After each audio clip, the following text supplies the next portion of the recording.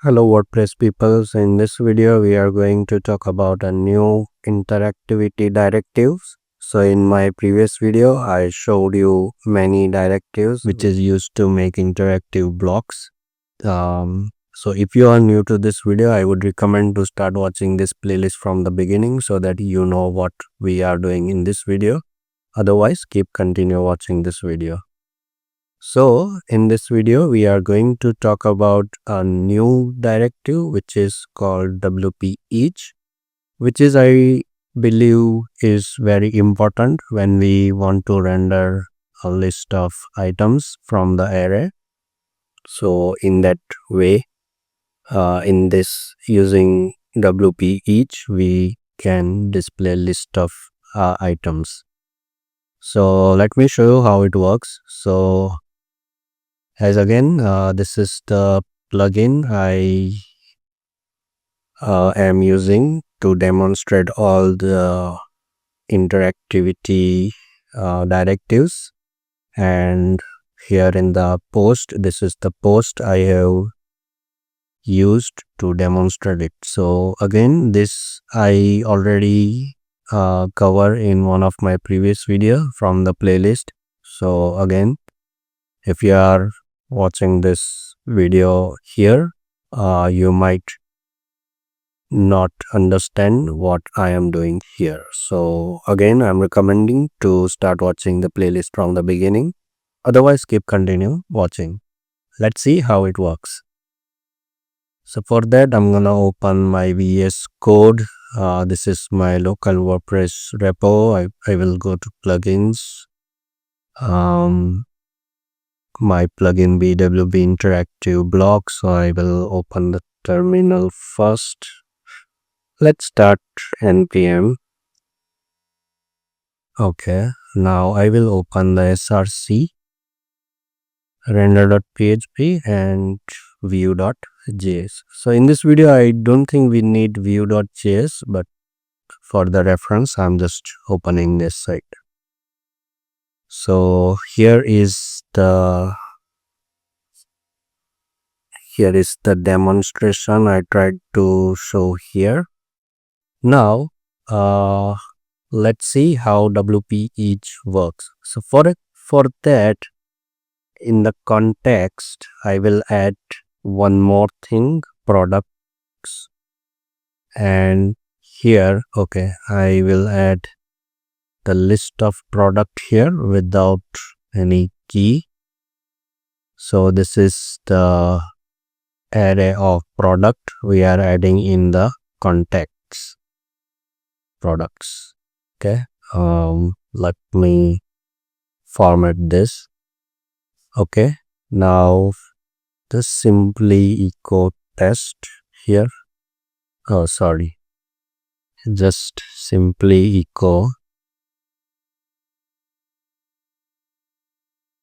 sorry about that, test. Not here. This is the opening HTML tag here. Now I'm gonna show you one thing here. So inspect this. Okay, so here in the products we have an array of products here. Now we want to display the list of product in our interactive block. So for that we can use this. So let's copy this. Sorry, not this, but this, because our context is already set over here. So here I will copy this and paste it over here.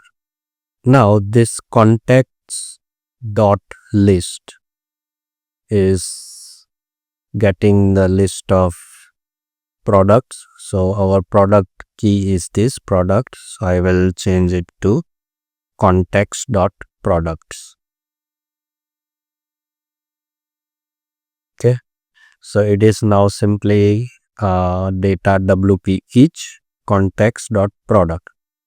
inside that I am adding li instead of now I'm gonna add div and setting the text.